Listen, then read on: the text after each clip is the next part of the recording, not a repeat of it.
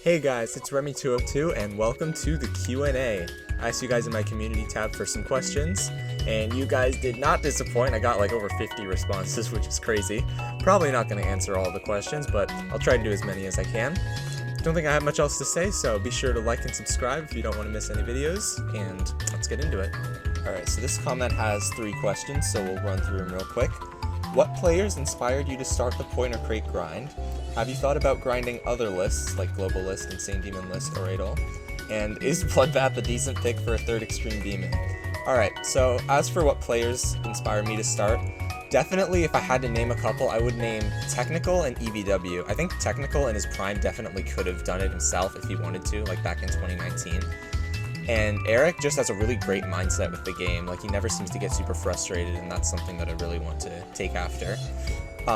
As for grinding other lists, definitely not. I think definitely Pointercrate is enough for me. That's just really the main one I want to focus on.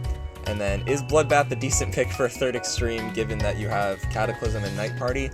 I would say probably do one more to bridge the gap. But if you're feeling really confident, you've already started playing Bloodbath, then I would say probably go for it. If you were to start your whole journey over again, how would you approach the list differently? Where was the How I Learned 666 video you promised over a year ago? Oops. What would you say on how to improve in GD? So if I were to start my journey over again, I definitely think I would just start from the bottom instead of doing the whole thing with the wheel. For those who don't know, I started out doing a random wheel and just added more difficult levels as I kept going. And I really think that going up the list one by one has been the best progression method I've used so far. So I think I definitely, if I could go back and change that, I definitely would just start from the bottom and go up one by one for sure. Doing like another hardest every 50 levels or so like I've been doing. As for the 666 video, so I filmed that like right after I beat it and got the 15 likes. I filmed that and I just was so dissatisfied with how it came out, and I just ended up not releasing it, so I kind of feel bad about that. I'm not, like, if I make something and I don't like how it comes out, I'm the type of person that just kind of throws it to the side. But if y'all still want to see it, maybe I could make it again, although it's been like a year and a half since I beat it. I probably have forgotten some of the stuff already. And then as for how to improve in GD, I would say always be sure to have goals when you're playing and make sure to see the progress that you're making towards those goals, because as you see the progress and notice it, you're going to want to keep going and keep trying to get there. And I would also say don't push yourself too much. Don't try to go for levels like way above your skill range. Definitely keep a steady progression as you get better. I think that's definitely one of the best ways to keep improving. Are you nervous for the top 100 and that you will fall behind there, or do you think you can do it? How often do you notice yourself wanting to quit? And what is the last demon you would be? So I'm definitely, some levels in the top 100 are pretty scary, of course, especially towards the upper end, but I definitely think that as I keep going starting from the bottom and keep going up, I think I'll definitely get more confident as I get closer and closer to the top. I definitely feel like I can. I've never really found myself wanting to quit at all. Like, definitely certain levels I've, wanted to put to the side and just come back to later, but I've never once thought, oh yeah, I'm gonna just drop this whole thing. That's never been in my head. And then the last demon I'll beat, I have no clue. Probably whatever is top 1 at the time I go for it, let's be real. I'll probably have all the 2.2 bugged levels done by that point. So yeah, just whatever's top 1. Are you going to stream the levels? So, for those who don't know, I actually started out this journey streaming. I did, like, the first, 27, 28 levels on stream. And the later few, especially, were kind of frustrating to do on stream because I didn't feel as focused. And that's really why I stopped, because I wanted to give my full attention to every session. And so I don't think from here on out I would want to stream, because I really just want to be in full focus when I'm playing, especially now that the levels are as hard as they are. I definitely do want to start streaming something again in the future, so leave some ideas in the comments as to what I could stream. I know I still have to verify Friends 3, but my ex kind of has a part in that, so that's kind of not going to work probably, but What level are you definitely not looking forward to gameplay-wise? And if you were to give an estimate based on your current speed with beating demons, how long do you think it'll take to beat 100 to 200 more?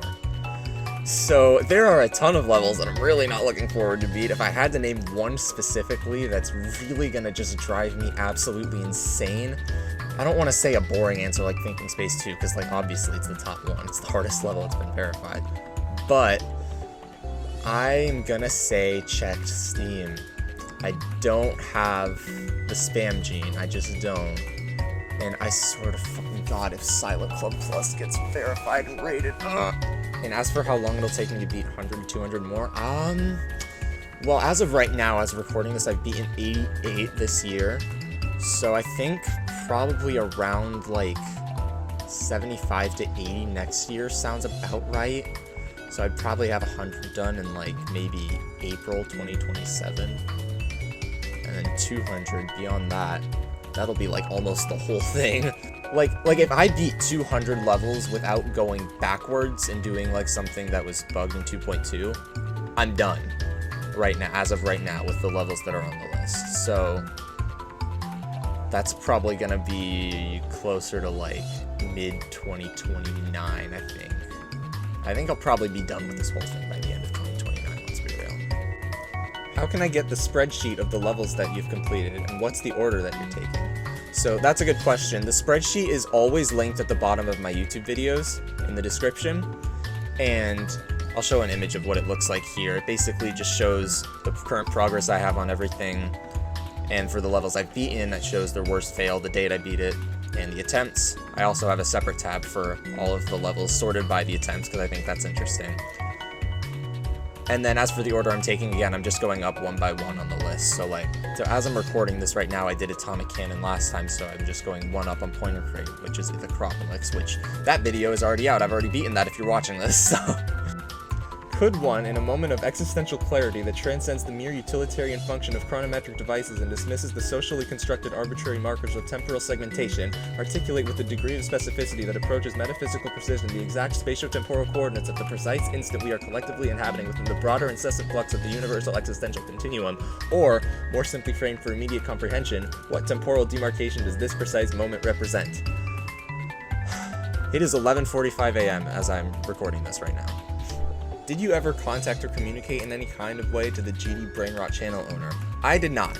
So I'm in the Extreme Demon server, and somebody from there named Apex, who is like at 950 streams right now, what the fuck, please go subscribe, channel in the description. He tagged me one day that he was like, oh yeah, I told the guy that owns GD Brainrot about you, and I was like, okay, cool. I didn't really expect anything to come of that, and then suddenly one day he tagged me, hey, look at this video, and it was the 50-second video about me. I was like, what the fuck, dude? It was like the craziest thing I've seen ever. How many hours do you have on GD? That is a great question. Let's find out right now. 9,818.4 hours. Kind of surprised. I thought it would be at 10,000 by now. It looks like a lot of the hardest mainless levels are I don't want to play this tier. How likely do you think it is for that to change as you approach them? So for those who don't know, the colors on my spreadsheet relate to how much I want to play the level, and pink is like the scariest, like I don't want to touch this levels, or like really bad levels. There definitely are a few up there that I think would change. Like there were a lot of levels down below on the list that were pink that changed pretty quickly. I mean, random access memory was pink. That's my favorite level in the game now. So there's definitely a good chance that a lot of them will change, but also, let's be real, a lot of levels on the main list are kind of trash, and pro players just buff the shit out of their levels, and they don't understand the value of making something that's fun. If you had to delete an extreme, which one would it be? If you could recommend an extreme to anyone, what would that be? And why did you decide to beat every Pointercrate level? Oh god, there are a lot of extremes I would delete, let's be real. But if I had to choose just one, we're getting checked Steam out of there, that's gone. Nope, fuck that. If I could recommend an extreme to anyone, I don't think I would. I don't think I would recommend one extreme to anyone, just because everybody's skill sets are different, everybody's preferences are different. If I had to name one as like a must play for any player, God, I'm gonna go generic and I'm gonna go Bloodbath because that's a classic. Yeah, and why did I decide to beat every level? So I'm somewhat of a completionist.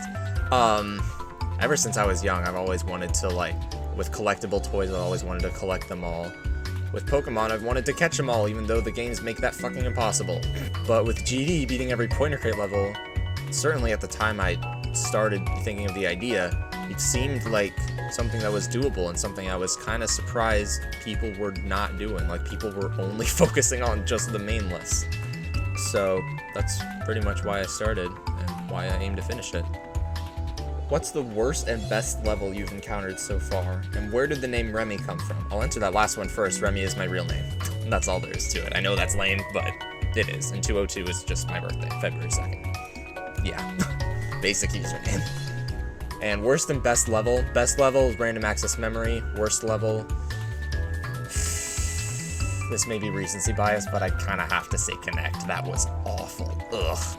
How do you stay motivated constantly, and do you experience burnout at all? So for me, the motivation is always just the progress. If I see myself continuing to make progress, I'm going to be motivated to finish it. And I really don't experience burnout that often. I definitely was with Fever Dream, but I just picked up another level and immediately got all my motivation back. So, yeah. What was your hardest at the start of this journey? Even on the first levels, you have super low attempt count, so I assume these were not your first extremes. No, they were not. But, so on 60 Hz, I never finished anything. Like, I tried a lot of levels out that I wanted to beat, and I just never finished them. Like, I tried Killbot, I got like 52, I think. I got 55 on Condrega mode, I got 50 on Surge of the Shield. I did a bunch of things, and I just never beat anything. The only extremes I did beat on 60 Hz all got demoted to insane teammates, so kinda rough. But once I got my new computer, I tried a couple levels before I actually started like streaming and doing the series, and I beat Fexty and Tech Manifestation in like about the same number of attempts, in like 400 something, and I was like really surprised, but also it made sense because I had just played so many levels before and I just hadn't finished them. So my potential was definitely a lot greater than my hardest showed when I started this journey, for sure. Do you think it'll take you a longer time to beat the top 5 than the rest of the levels in the list combined? What's your favorite and least favorite level on the list right now? And how long have you been playing GD? So definitely not. I think when I get to the top 5, I'll be ready for them, because by that point I'll have beaten so many insanely difficult levels that the top 5 aren't like so much of a step above like number 6 and number. And favorite and least favorite levels on the list right now,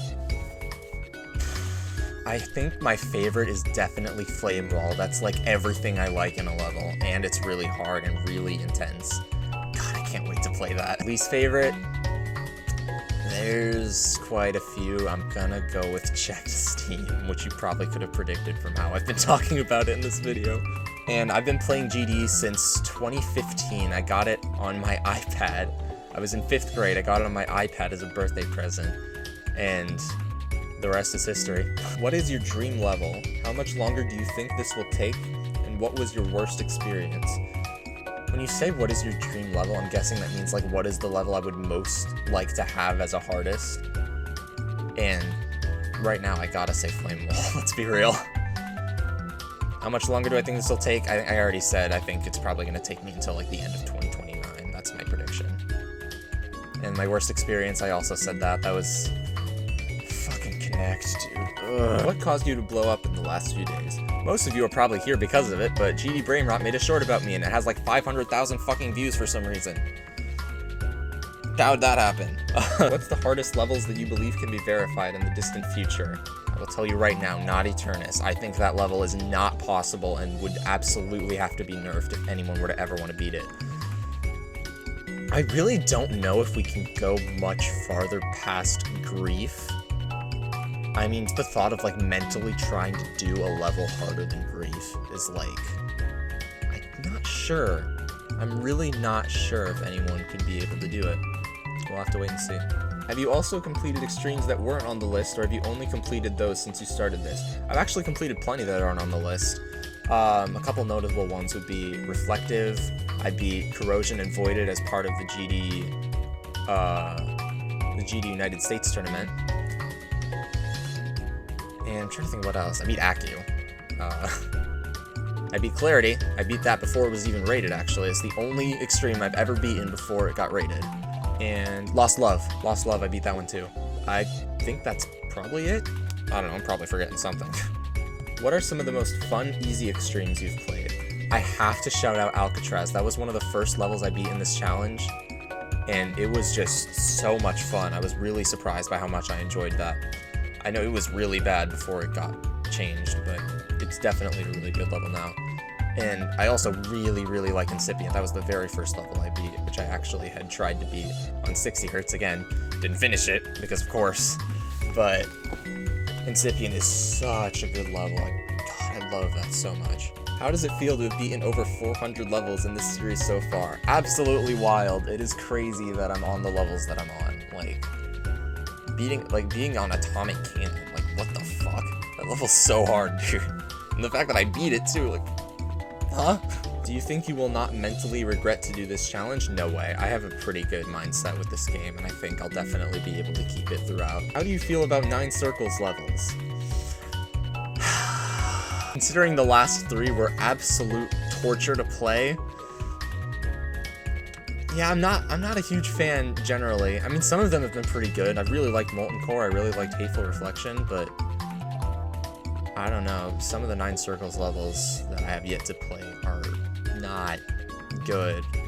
What the fuck is Defeated Circles? That's the worst level I've seen in my fucking life. On your spreadsheet, there are demons in the legacy list that say you do not have 100% on them with to be determined. Will you go back to those levels and complete them before you start the main list? I'm honestly not sure. I've thought of so many things on what to do with those levels. I had an idea to just do them as a victory lap once I finish the entire thing, and that's probably not going to happen because I'll probably need to have them available if I want to go take a break from something that's insanely taxing. So I probably might, as I'm doing the insanely hard levels, I'll probably just beat them sporadically, kind of spread them out through, but I don't know. When can we expect you to beat something in the top 10? Either when I get to it or when I do it as a hardest. Who knows when that's gonna happen? That could be level 500, that could be level 550, we do not know. Why do you always use low-pitch versions of the songs? Okay, first of all, I don't always use low-pitch, I use high-pitch. It's probably an even split, let's be real. But I started doing that because when I first started this journey, I wanted really badly to be monetized on YouTube and make it a whole thing. So I was worried about copyright, and that's why I was pitching the songs in the first place. But eventually, obviously, I kind of just stopped caring as much about that, but I liked the switching the pitch. I thought it just was interesting to do, so I kept doing it. Have you beaten EXO? I mean, you could just check my channel for that, but yes, I have. I didn't particularly enjoy it, but I did it. How close do you think you will actually get to this before stagnating? I mean, I definitely believe I have it in me to do the whole thing, but definitely when I get to the top 10, the pace is gonna get a lot slower than it is now, unless I just suddenly become absolutely cracked from playing all the insane levels. I have no idea what that's gonna look like. How did you take an interest in GD? Well, the first person to actually show me the game was my cousin, actually. We were probably 8 or 9 years old at the time. But the people who actually got me interested are my friends in 5th grade. And they were playing the game, and I kind of wanted to join in, hop on the fun, and I did. And now here we are. Got a few non-GD related questions here, so let's get those done. Watermelon or cantaloupe? I'm gonna be honest, I don't really particularly like either. I've had both. Of those, I'd prefer cantaloupe, but watermelon flavoring and candy, or Arizona watermelon tea, oh my god, so good. Do you like Tic Tacs? Yeah. I mean, I like the fruit flavored ones better than the mint ones, but I do. What's your favorite meal and what's your college major? Gotta go with chicken tenders and fries. I have SPD, I don't eat anything. And college major. I graduated in 2024 with an associate in arts degree. My major was video production. Well, that was fun. I really enjoyed answering all those questions. Definitely would love to do another one of these later down the line. Definitely would have to be much later down, but if you guys enjoyed, make sure to leave a like, subscribe, and I'll see you guys in the next video.